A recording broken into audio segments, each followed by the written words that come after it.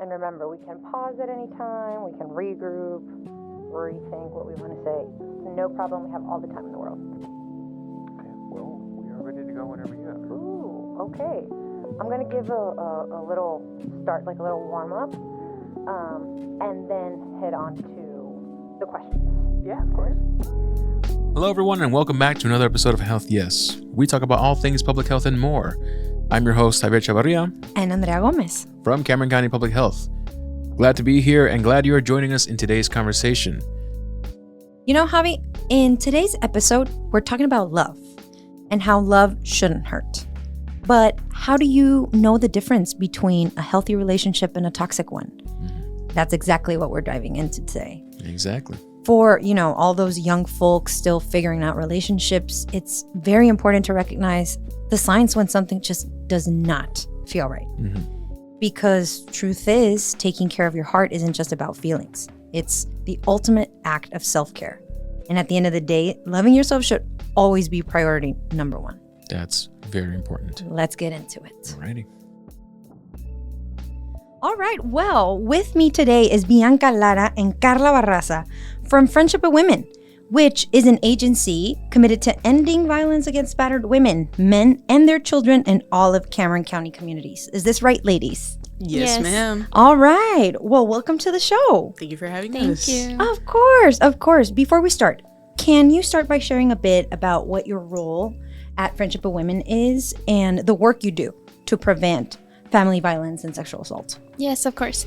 So I'm the outreach educator at Friendship of Women, and I conduct community education and primary prevention strategies to address the root cause of sexual and domestic violence in our community. And I provide public awareness through informational fairs, presentations. So my job is very much out there in the community. So education for youth, adults, everyone. That must be quite a job, right? About how average, ballpark, how many people do you see at Friendship of Women? On a day-to-day basis? Yes. It changes every day. It depends. We do accept clients on a walk-in basis, so they can walk in, get our services. We have our donation room that they can come in, get what they need. But certain number, I would not be able to tell you like a correct number. We have our statistics and our reports, but for day-to-day, it changes every day. Wow. Okay. And for you, Karla? No, yeah, of course. So for me, I'm the primary prevention educator for Friendship of Women. So what I do is that I'm going to address the root of the cause of sexual violence in the community to our agencies by being the primary voice. So I am the primary voice that's working towards eliminating the sexual violence. I assist community members in finding different ways that we can end sexual violence through creating different, events on how it is that we can raise, awareness towards these social norms, how it is that we can fight against the injustices, and basically coming together in unity as one to tackle all of these things that we see as taboo within our community. Yes. So that's like the beauty of my part of my job. Wow. So what I'm getting is kind of Bianca is more internal and maybe you're a bit more of the external voice in tackling these issues? Yeah, in a sense, yeah. And even, like we're always put in different places where we get to be with community members and we get to talk about, these different ways of how it is that, we can address these norms. Right. And, she'll be in the community sometimes, I'll be in the community sometimes. But when it comes to trying to rally those people, trying to get those people, it's mostly done through me first. And then sometimes I'm like, I got to tap you in, girl. Like, you got to come and help me out. Because there's so many people that are such key essence in our community that we get to utilize them. So that's where we get to work hand in hand together and we get to create, this teamwork where we're able to fight against those injustices and be able to face them together as, that prevention aspect of it. Right. So I think, that's like the best part. Wow. So I have a question for those, of course, that are listening that might not know. How does Friendship of Women work? As Bianca mentioned, we do have our walk-in intakes, but we also have our hotline, our 24-hour hotline. a person can call trying to see different resources that it is that we do offer. They're free and confidential, of course. And, they express the situation that they're in. They tell them, this is what it is that I need. This is what I'm looking for. If it's through, the phone, we tell them, okay, you know what? Within 24 to 48 hours, we'll have an advocate reach out to you and they'll schedule an appointment to bring you in so we can get you that help, whether it's through the housing assistance, trying to get legal advocacy, trying to get that counseling. We try to get them that help as fast as possible. And if it's through walk-in, right there and then you're already talking to the advocate right there in person. So they're able to, help you and, create that map, trying to create that safety plan that it is that person needs, whether it's for themselves and for their children.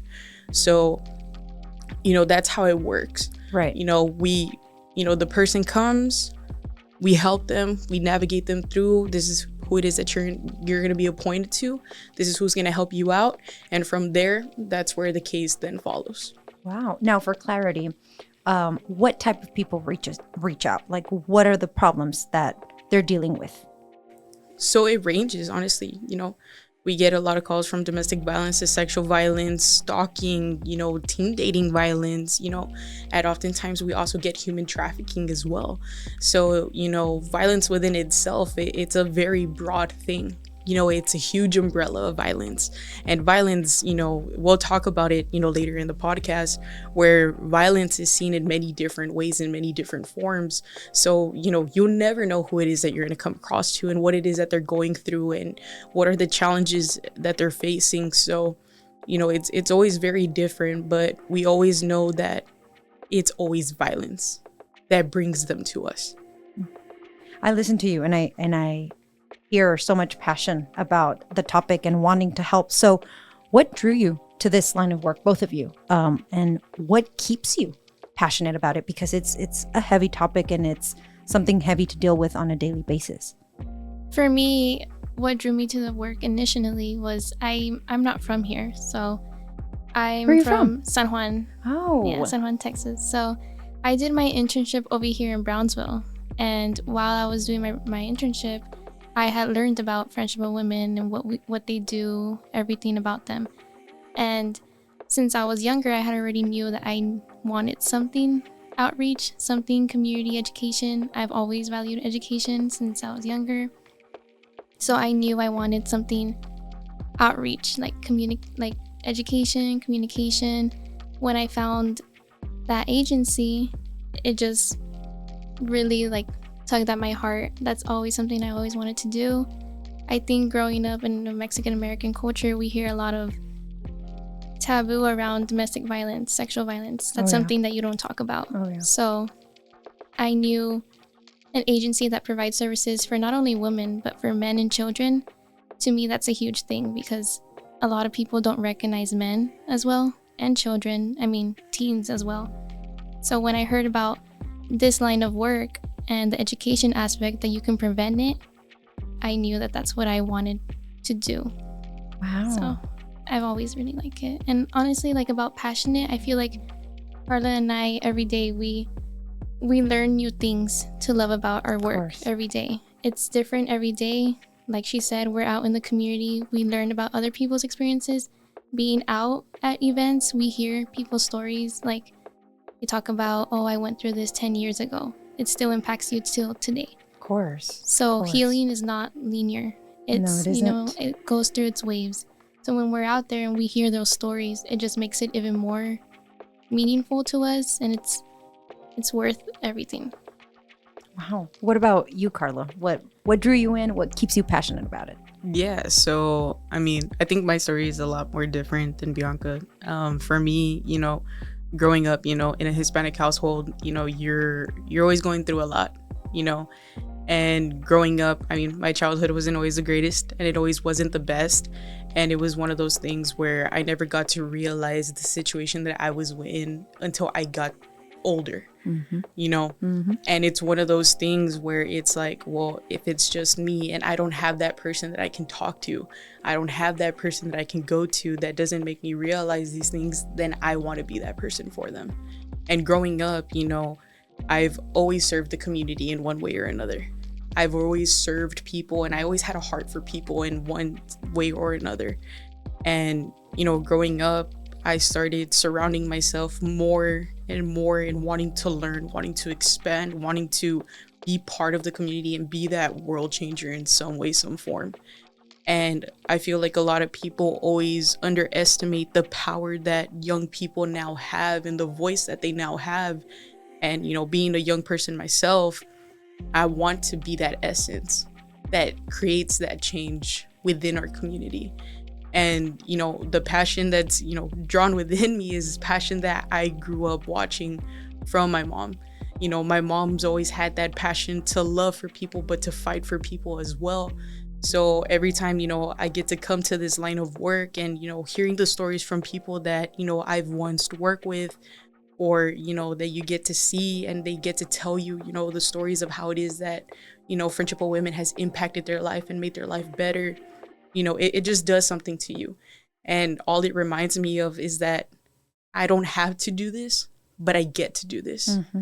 And that's something that, like, I get to push forward. And that's, you know, that's my drive. That creates that drive within me where, you know, every day I just want to be that world changer. And I want my next generation to be that world changers as well. Because, you know, we are leading. You know, we are those leaders. We're the future. We're the future. Exactly. So, you know, being able to be the primary prevention educator where we surround ourselves with young people, you know, that's like our mission. And that's like our vision of how it is that we want to create, you know, for our prevention programming, is that we want to empower them to be those world changers. The way that we want it to be, that is the same way that we want it for them, but like 10 times greater than us.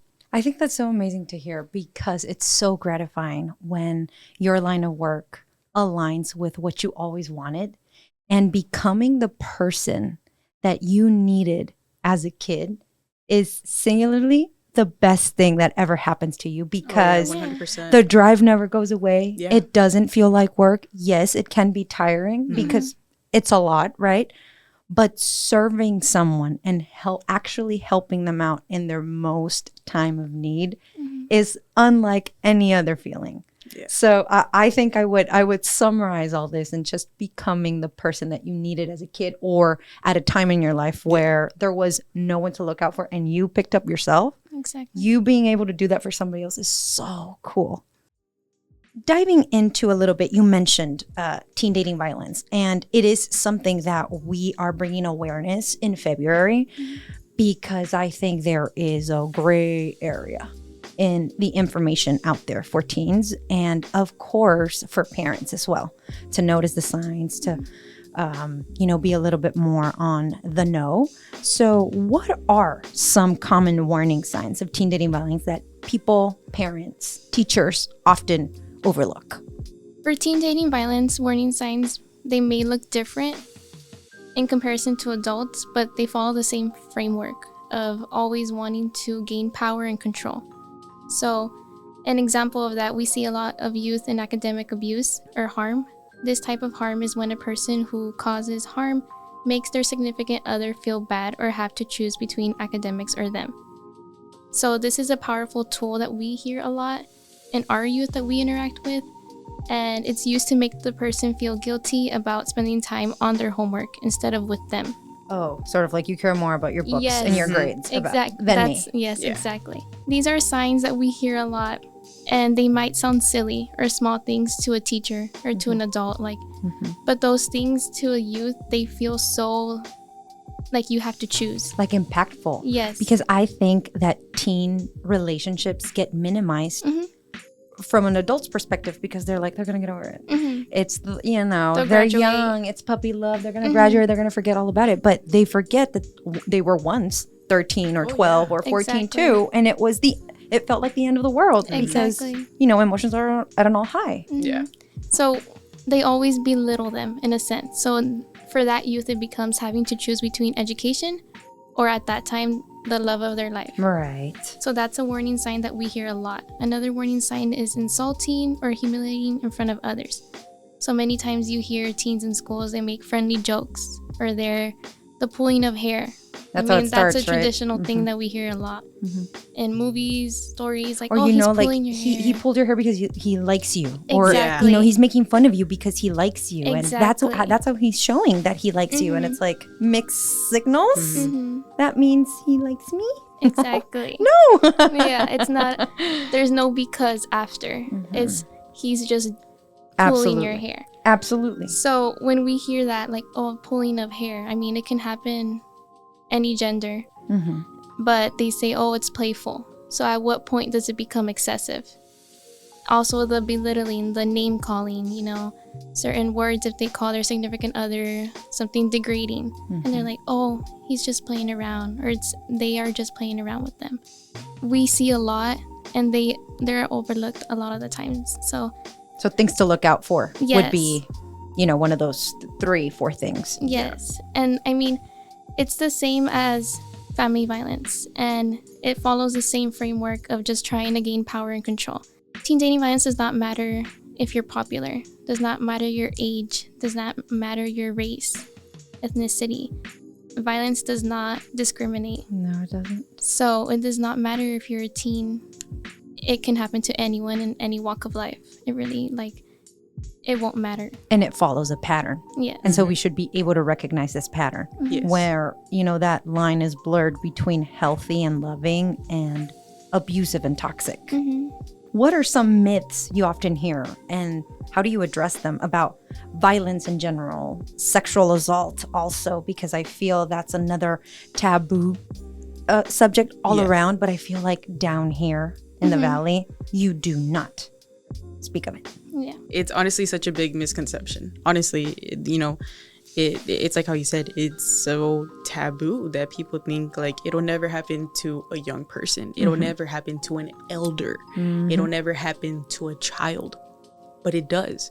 You know, it's like how Bianca said, you know, it doesn't look at the age. It doesn't look at the race. It doesn't matter if you're Christian, if you're Muslim, if you're this or if you're that. Abuse is there. It's always going to be there.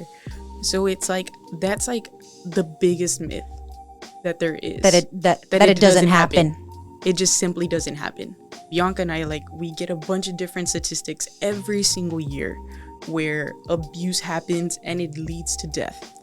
And, you know, ages range from 13 years of age all the way to 88 years of age. It's so sad. It's so crazy how similar, you know, teen dating violence is very similar to that intimate partner violence, because just because it's of age, like, you don't have to be ageist about it. You don't have to. You know, a lot of people just, you know, downsize it. They look at it so, you know, in this tunneled vision way, and they just don't see, you know, the broader, you know, bigger aspect of it. And, you know, they don't ever think that, you know, there's a youth that's trying to manipulate, trying to control the relationship, trying to be the bigger person, or, you know, that, you know, maybe your girlfriend is the one that's trying to manipulate. Right, because it could go both ways. It can go both ways. Absolutely. 100%. Absolutely. And even yet, sometimes it gets to the point where even, you know, their partner's family members get involved. Yes. And they create that influence Yes. into it as well. And they make the other person feel so belittled, like if they're the ones that are going crazy, like if they're the ones that are at fault, like if they're the ones, and that's what we call victim blaming. Then themselves, they victim blame themselves, where it makes them feel so worthless. Right. And they're stuck in that rut. Yeah. They're stuck in that rut. And they just feel like they can't get out. And it's just so insane, you know, how it happens. And it's like, you know, we talk about it every single day.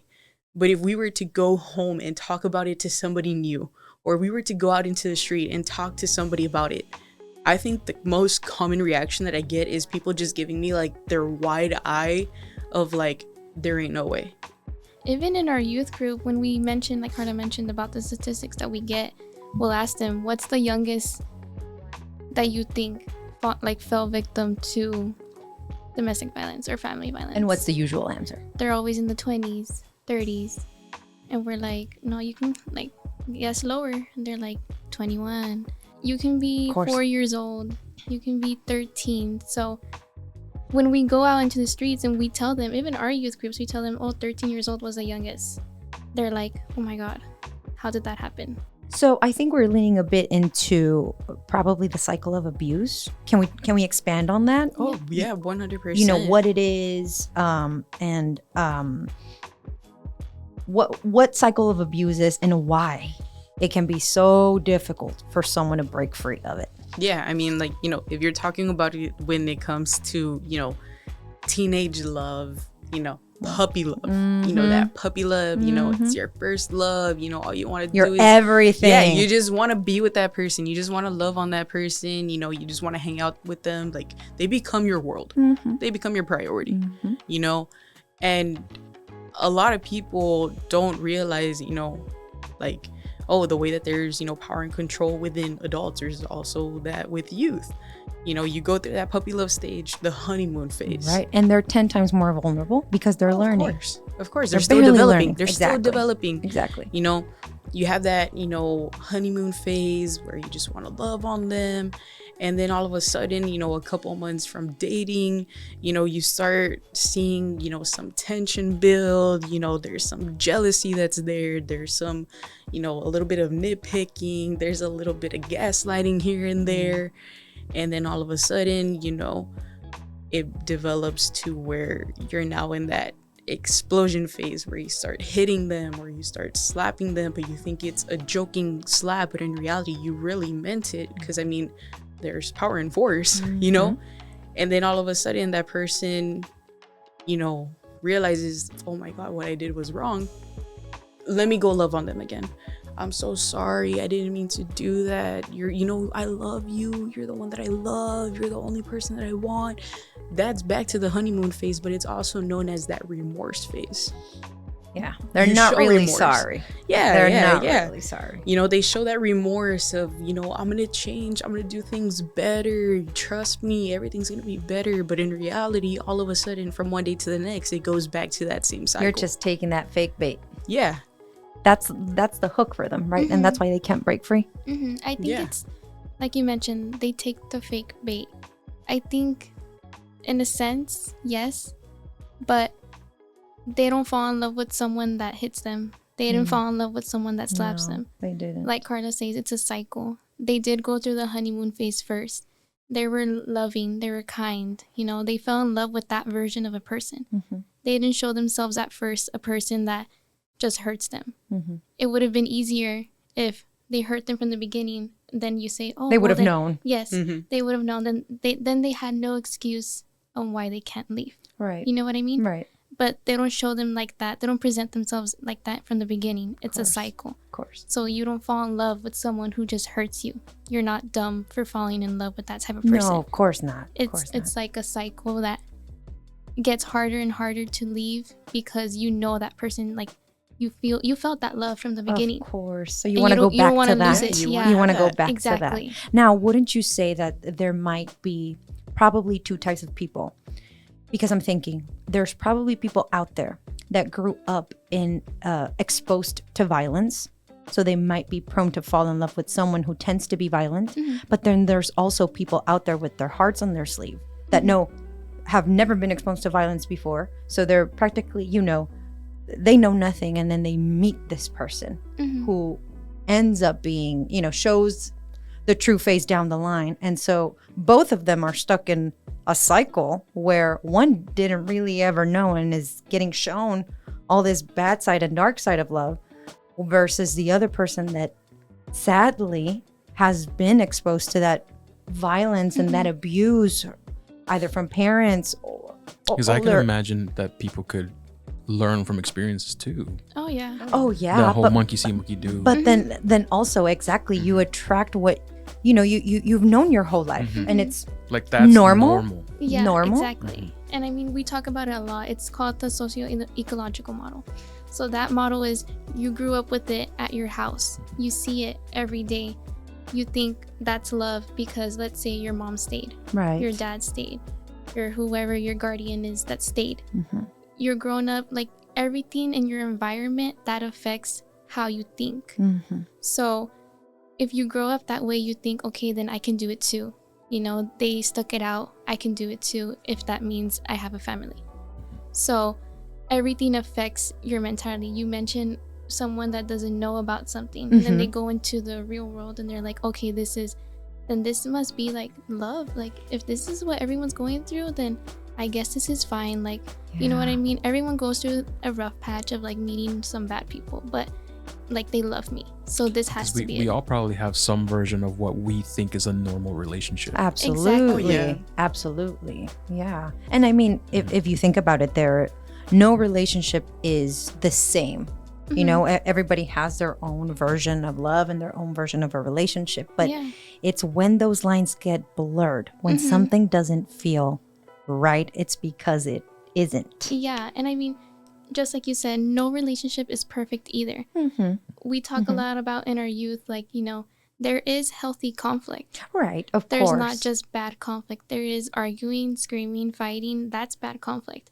But we facilitate and we talk a lot about having healthy conflict. You know, there's different versions of it that you can have in a relationship that makes it healthy. So there are different sides. Like, it is blurry, but there are flags to look out for.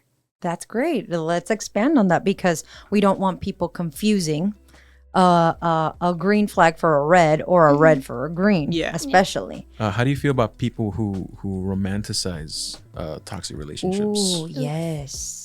Man, that's such a good one. Yeah, that's what we talk Because about. I've the amount of stickers I see on people's trucks that say I'm with a toxica.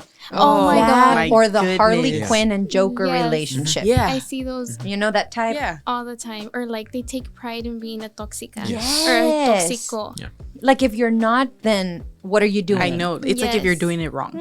I mean, it becomes like a humor thing. Like, you know, like they don't really mean it. Like, you don't really want to be a toxica. But it's the reality for But- a lot of It's relationships like, Yeah. and are marriages you even. doing I mean, it Yeah. because Yes. you're interested in that, or are you doing it for the meme, or both. or for both? No, and that's the importance of reading between the lines. Yes. Right? Because I feel like a lot of people do it for the mockery of it, but they don't realize that there's so much intention behind it.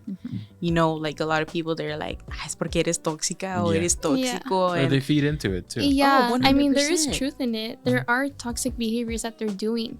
They're just making it sound cuter by saying you're toxica. Yeah. Like, or you hear people say, I want a toxica. Right. Why? And Nah, that's Why?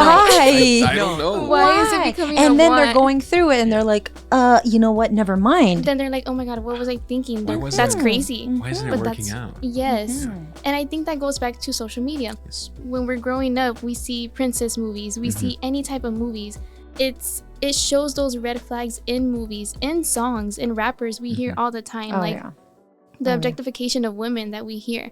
So I think when you're growing up and you see that in society, you think, and especially down here, you hear toxico, toxica. That's I what you're mean, being there's a song. fed. It's Yeah. what you're being fed. it's normalized. Exactly. Yes. It's like, oh, it's just the type of person that I like. It's like, Yeah. no, Yeah. it's just- Like, I like a little crazy in my relationship. yeah. Yeah. Like, Well, why would maybe- you want that? Yeah, maybe you shouldn't. I don't think they know what they're talking about, or if they do, then that's sad. So I think those red flags are present in our community, unfortunately, that we see all the time. And ways that we can push back and challenge those is like realizing that that's not real. Realizing that movies are movies. Songs are like, Like, please don't romanticize. Yeah. Yes. Please I mean, live in gaslighting. actual reality. yeah. But I think that's the gist of it all. Mhm. To halt that feeling, to halt those thinking patterns, it requires a lot of strength to be able to do that. So I commend anybody going through it or that went through it and they came out, winning. Yeah. It's hard. It's very hard. And then what about the opposite side of that spectrum of like of people who feel like the relationship that they're in, like that's it, like they don't want to end the relationship because they feel like they have no hope for another one. Oh, that must be a hard one. That's a really good question, Javi. Yeah. Man, that really I hear is. that. And I have experience, not personally, but I've heard that. And it makes me feel so like you feel helpless. And so many times you hear like, couples met in middle school. They keep on dating until high school. Ooh. Exactly. Like they've been with They're each other in their forever. 20s. They're like, it's harder to break up, get into a relationship, find someone new in your 30s.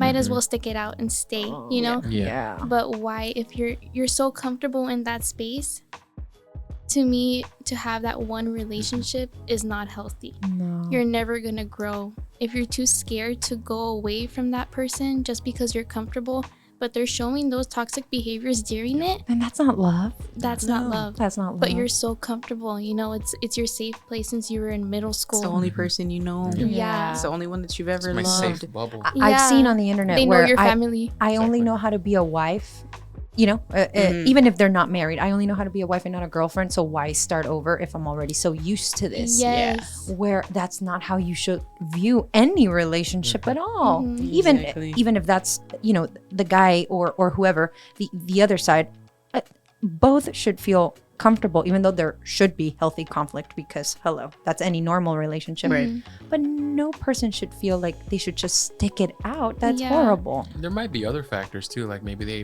had a kid with the person, Yes. and that could When you add also kids be a to the thing. mix. Yeah, adding kids to the mix makes things more difficult, but that also doesn't mean you need to stick with them too. Financial Yeah. situations, I'm pretty sure that make people feel like they have to stick it out because they have no place to go. Exactly. yeah. I mean, we hear that a lot in the people that we see every day. I mean, we get calls. You asked earlier about calls. Who do we get calls? We get calls about resources. What do we have? We get calls about our emergency shelter. Okay. That is what we get a lot of calls about. So you mentioned financial reasons why they wouldn't leave. That's a huge one. I They bet. know that if they leave their husband, their wife, their significant other, any gender, they won't have a place to live. What do they have to go to their car? You know, it's choosing between staying with that person, staying with those And like behaviors. the commodities, because I don't want to call Yeah. it safety, because it's no, not, It's not there's no safe. emotional safety, but it's a net Yeah. where, you know, they are used to and they don't want to leave that. Kids or no kids, I'm pretty sure it's a hard decision to leave that Ya behind. estás cómodo. Exactly. And I mean, Exactly. then your child, that person feels like their child is losing a connection with another parent.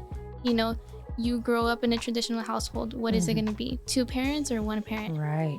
So when you grow up with 1 parent and then that person, let's say it's a woman that's experiencing harm from their partner in that household, right? They don't want to leave because then that child is going to lose a connection with their father, Right. with their mother, you know? So it's choosing between that, oh, I don't want to break that relationship. Right. My daughter needs their father. My Or- daughter needs their Or mother. just the classic old, aquí no existe el divorcio, Yeah. right? And Sort you of hear looks- a lot. oh, yes. Or Oh, divorce is too expensive. Yeah. We hear that a Oh, lot. man. I mean, it's real. It's the reality of It's relationships. $50 to get married, but But to get divorced is a lot more. Too much Splitting more. up's just a little too pricey. Yeah. but it's no excuse Yeah. to stay in a relationship, in a marriage where you're getting hurt. Love shouldn't hurt. exactly. And that's where the saying, I gotta put me first comes in. Yeah. You know, if it comes where, you know, you're also putting your children in the factor, you and your children come first too.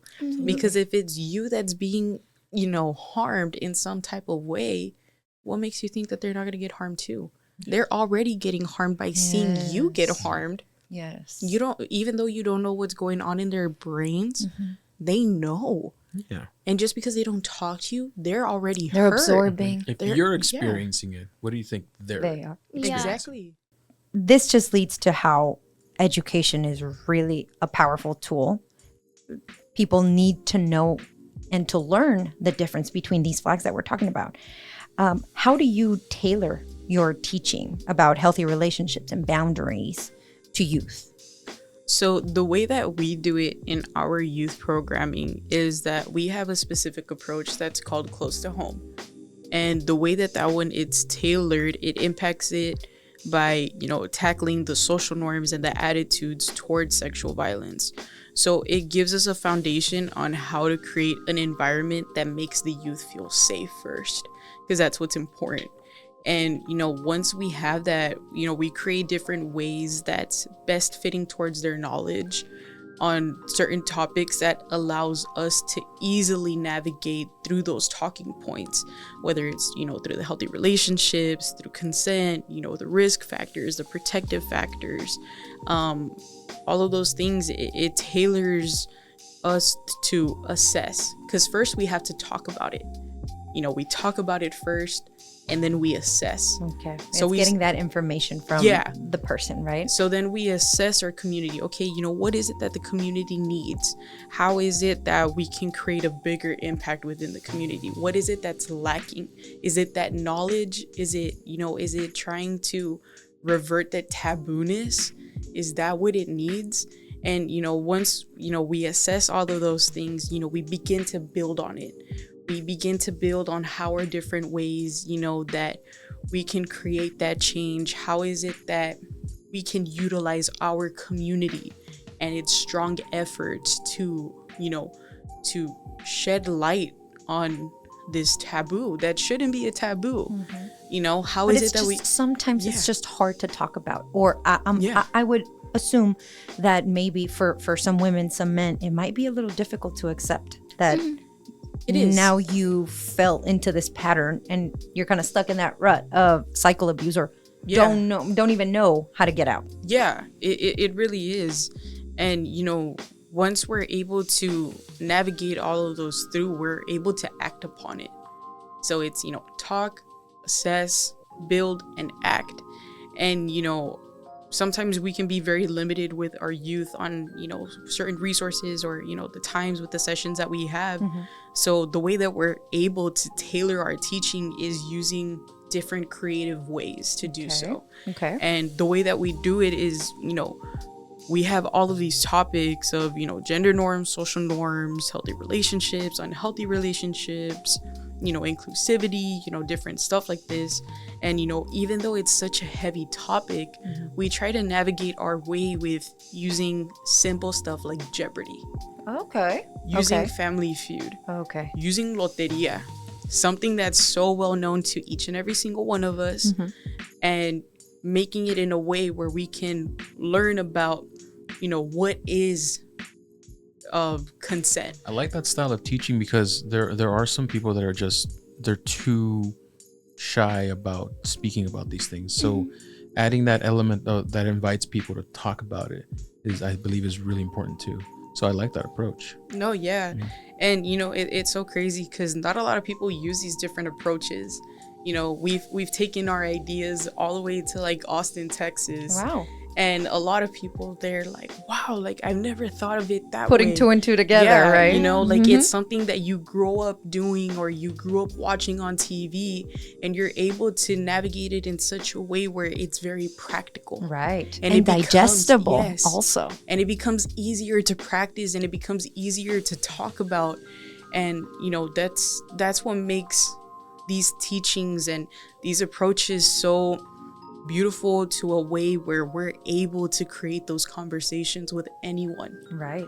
Just dialing back a bit on consent, because I feel like that is a really important topic, not just for teen dating violence, but just in general. It's still a bit misunderstood, though. How do you approach teaching about consent in your programs? So for us, how we do it in our programming is we facilitate the conversation about consent by relying on prevention activities, like Karla mentioned, games. For example, one of the activities we implemented this past time in our youth group is we do the Can I Take Your Picture activity. Okay. So this may sound very simple, like we gave cards to our youth and they flip the cards. And if it says, take a picture of the person in front of you, but do it discreetly. Don't let them see that you're taking a picture. Okay. Then towards the end, you're going to show, like you're going to see everyone and you're going to notice, oh my God, that person took a picture of me without me even knowing. That becomes a big deal, even as adults, you don't like, a lot of people want to approve pictures before they even go out. Absolutely. Oh, yeah. Yes. So Because for now they can get teens- posted. Exactly. So everybody can see it. Why do you think we don't have Exactly. cameras in here?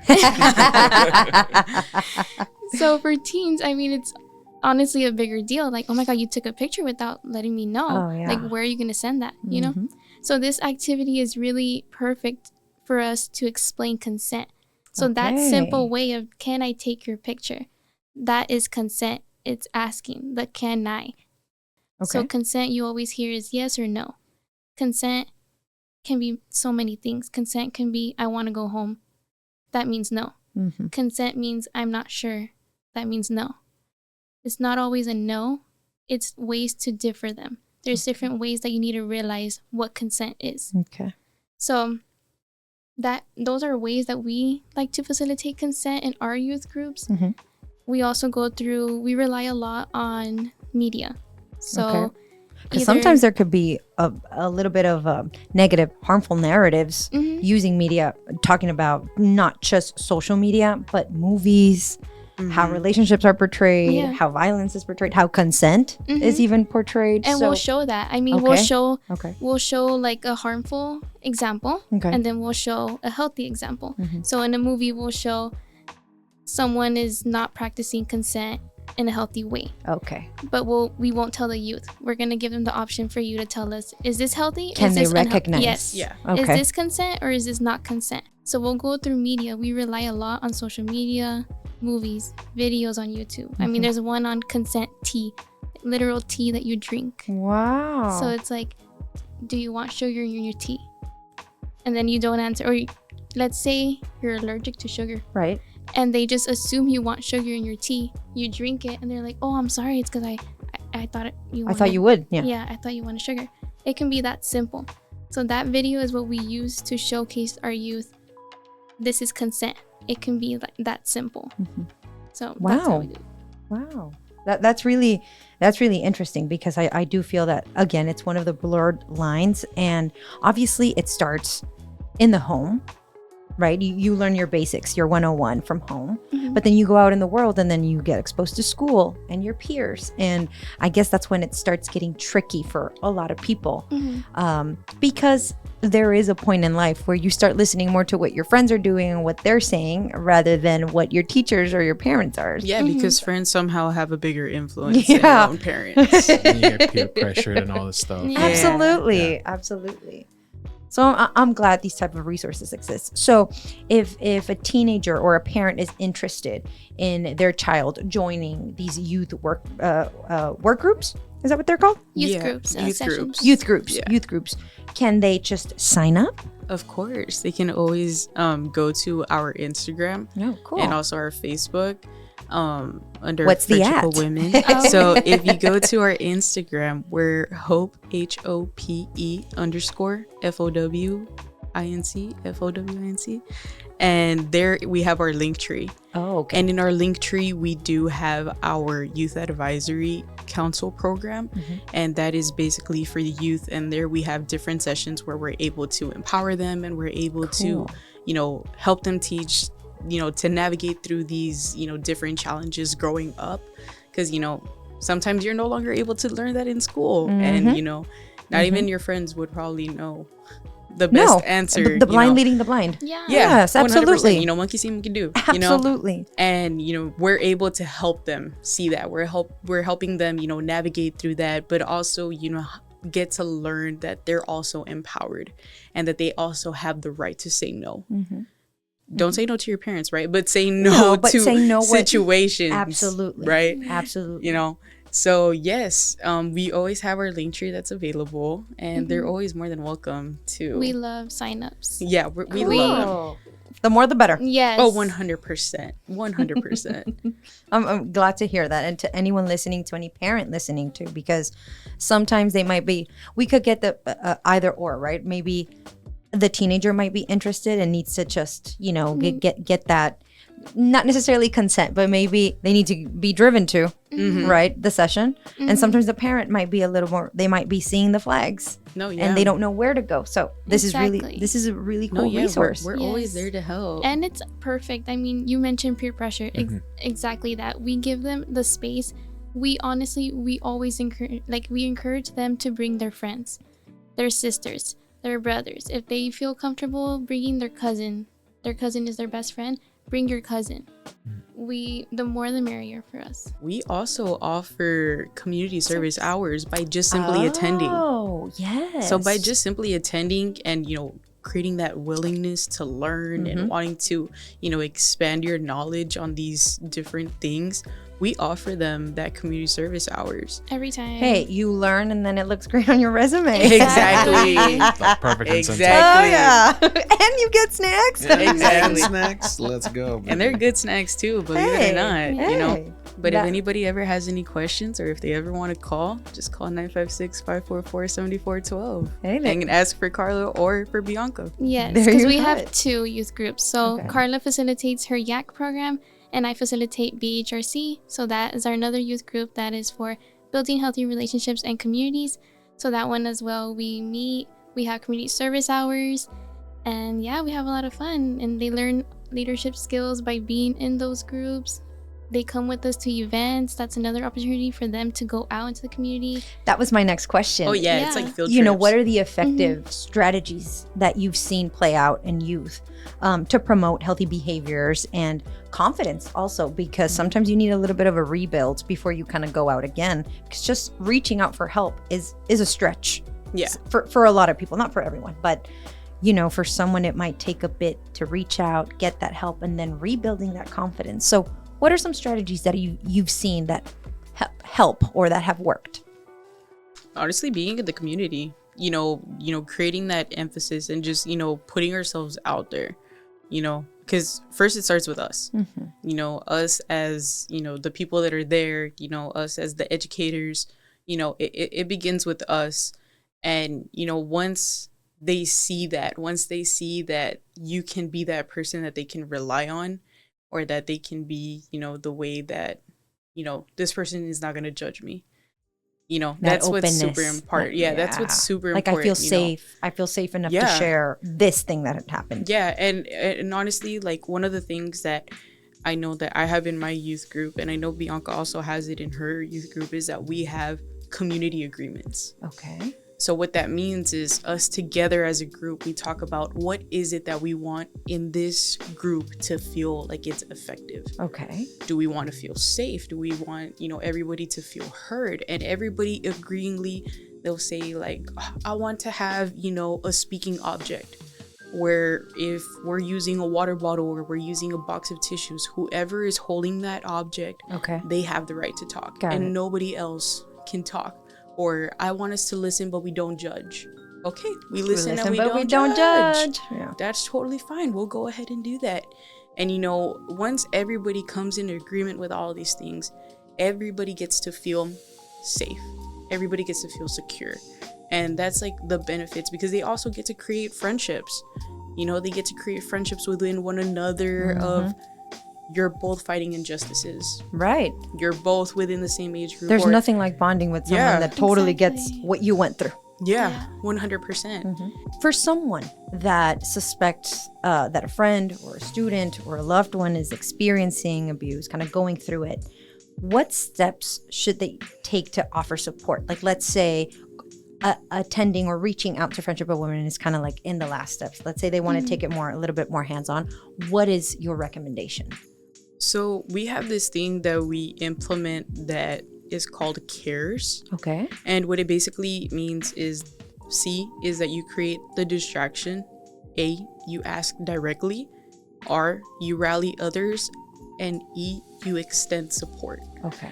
And the way that, it works is that it's very important, because these are key steps that takes a person out of a situation that they're in. Okay. Or You're extracting Yeah, them. you're extracting them from either being with that person that's Okay. causing the harm, or they're just in an isolated mindset, Okay. but something is going on. So you take them out from there.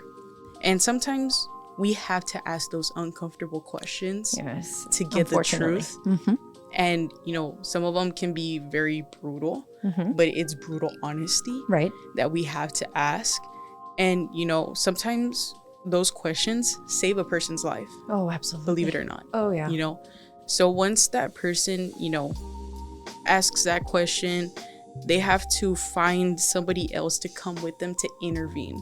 Okay. Because sometimes you never know the power that another person has and what it is that they're willing to do and how far they're willing to go just to prove some sort of point, just so you can get that person that needs that help out of there.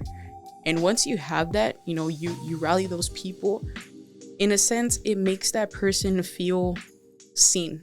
Okay. And it makes them feel like there are people out here that really do care about me. After I thought I didn't have anybody, nobody was going to care. But then you see your friend and another friend come trying to get you out of that, it makes you feel some type of way, and once you have that, you gather that person that, as we said, they listen without judgment. We listen, but we don't judge. They don't make them feel embarrassed, and they don't make them feel some type of way of, I feel so ugly, I feel so worthless, All those ugly feelings that make you feel stuck. Instead they extend that support of, I'm here for you, we're gonna get through this together, you're not alone, giving them that reassurance and giving them those words of affirmation, because you don't know how long they've been hearing of you're nothing but worthless, to changing it to where you're so worthy enough to just be here. You're beautiful, you're this, you're that, even if it's, another person that's going through it, you're handsome, you're great, you have everything, and we're here for you. So it's, having a person that practices this simple word, cares, it's what creates a huge difference. And, it's so practical, and it's something that we encourage our youth to practice, not just within their friendships, but within the community in general, because it's something that we need more in the community, something that we need more in the world, is people who simply care.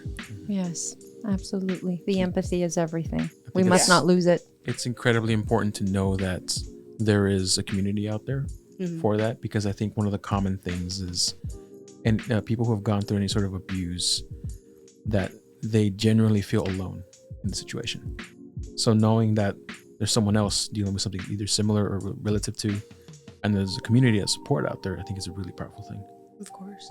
I want to dive into prevention strategies. What are some key strategies you use to engage young people in conversations about healthy relationships and boundaries? Now, I know we've covered this long enough, but what we want is for people to not fall into the pattern. And if they do, what's the way out? What are some prevention strategies that you guys recommend? Like we talked about red flags. Yes, right. That is, right. I guess in that yes, field. that is what we talk about a lot for healthy relationships on our social media. We utilize our social media the most for reaching prevention-wise. So we'll post red flags to look out for. We'll post green flags.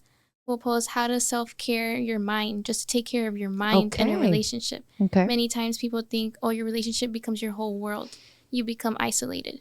So we'll post how to take care of yourself, how to have hobbies by yourself, how to have your friends. You don't always have to have your partner with you. Right. So prevention-wise, we talk about those ways of red flags, green flags, how to have a healthy love, how to have making sure that that person doesn't become your whole world. So prevention for us looks different. It's social media. It's going to our youth groups. It's reensuring that education towards that is instilled within the youth for them. I think you touched on something super important, self-love and self-care. If you're all right, then you'll love all right. And you'll know how to receive that love that you deserve. So I feel like that's something really important, and that sometimes it slips through the cracks. Not that it isn't mentioned, but it needs a little bit more emphasis that self-love you can take care of your heart in many different ways. Not just the traditional putting a face mask on. There's feelings involved into it that you sort of need to sort and heal and be okay with before you're okay with anybody else. You need to be okay with yourself first. You hear a lot, you can't love someone if you don't love yourself. Exactly. So that's the staple that we always follow through. If you can take care of your mind, follow those steps, it may be different for you. Let's say you do like having a face mask. You do like taking care of your hair. Maybe that's for you. Someone else may be going to the gym, doing self-journaling. So different for Yes, different it can people. be different for everyone. And I mean, on our social media and in our youth groups, we'll tailor to them. Let's say that youth loves photography. That's their self-love. That's their hobby. We'll tailor our prevention methods with photography. So in the end, if they want to choose to do a campaign, we'll go through that together. We'll go through that process, and then they can do a campaign of photography, like how to have a healthy relationship. Okay. And they'll post and we'll help them, and then they'll post it on our Instagram. And they tag all of their school, they can tag their friends, youth. It becomes a leadership role for them in the community. So that's how they can Turning it into something that feels impactful and yes, for them. Empowering them, essentially. Mhm. Yeah. And what would, aside from this and pushing the platforms so the education reaches the people that needs to, what advice would you give to someone listening who wants to make a difference in their community, whether it's supporting people that have gone through this, through a cycle of abuse or some type of violence, or even just spreading awareness? So I think the best advice that I was given when I started this line of work is to never feel like your impact is too small or that you fall too short. I mean, especially in our youth may feel like they don't have a voice. They're not adults yet. Right. They have so much power that they don't even know. So that's the best advice that I have heard when I entered, and I always love that quote. And I think many times what stops people from wanting to help raise awareness or want to support the cause due to them feeling like it's too small to make a difference or their input won't cause change. So, but even the smallest acts can cause change and can make a difference. So I think that's the best advice for anyone who does want to raise awareness. I mean, awareness can look different to anyone. Mm-hmm. Awareness can be going out to the community, doing tabling, passing out flyers. Mm-hmm. Awareness can be social media. Mm-hmm. Awareness can be through photos, through art. So awareness can be different to what you like. If you can tailor it to what you like, that can make a difference in any community. Because you'll get the message across, because Exactly. you yourself understood it, and there are other people out there that will get that same message as you did. Absolutely. That's beautiful. Anything from you, Karla? Honestly, yeah. I mean, awareness is so different. Being out in the community is so different. I think like for me, I love music. Okay. And we've seen so many people that are so empowering with their music.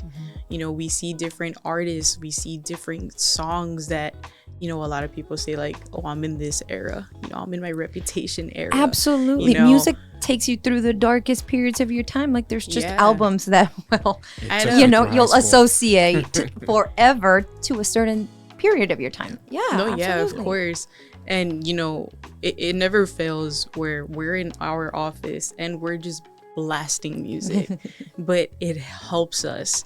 Like there'll be times where I'll just stand up and I'll get so into it because it's a way of expression. And it's how Bianca said, this work or creating awareness and spreading awareness is tailored to how you feel and how it feels best for you, whether it's through an artistical way, through a song, through a poem. I mean, there's slam poetry that's out there that's so heartfelt and it's so real. Raw and real. Yeah. Yes. And it's like, oh man, like, they're getting it in, and through paintings, I mean, you see Art the way is the best way to get it out. Yeah. And a lot of people always minimize art.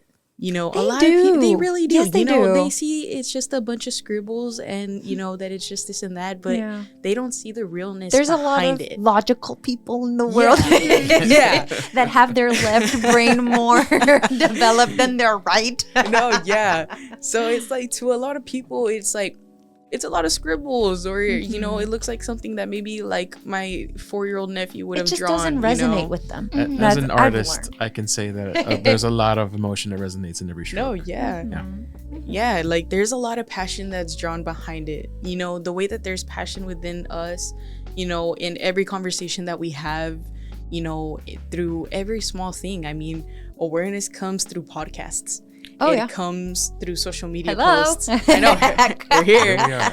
Case on point. Of course, and it comes through social media posts. It comes through us being in spaces and invading spaces.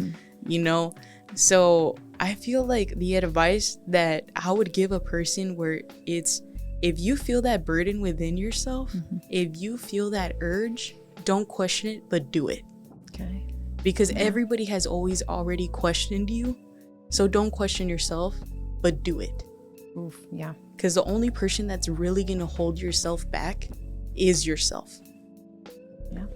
Hey, I'm learning something today. That's what we come here to do in this podcast. We come here to learn. Oh yeah, absolutely, absolutely. That is one powerful message. If we take anything away from today, aside from learning from consent, learning where to go is don't question yourself. Yeah. You feel that gut feelings are. It's that intuition. Oh yeah, oh yeah. And paying attention to the signs as well. Oh, yeah. And I thank you so much for joining us today. I feel like this is a really important subject that needs to be talked about more. And more importantly, for your dedication, your passion for this is just superb. I really commend you, ladies. And I'm sure our listeners will find very useful information and resources. Now, again, I just want you to go over your Instagram again so people Yeah, know. of course. It's Hope_FOWINC. And it's basically Friendshipable Women. You can also find us on Facebook as Friendshipable Women. And our website is also www.fowinc.com. And if maybe they don't have any access to being on social media or being on, the website, you can always call us at 956-544-7412. And we're always there to help you out. Thank you, Karla and Bianca. Thank you so much. Thank you. Thank you. All right.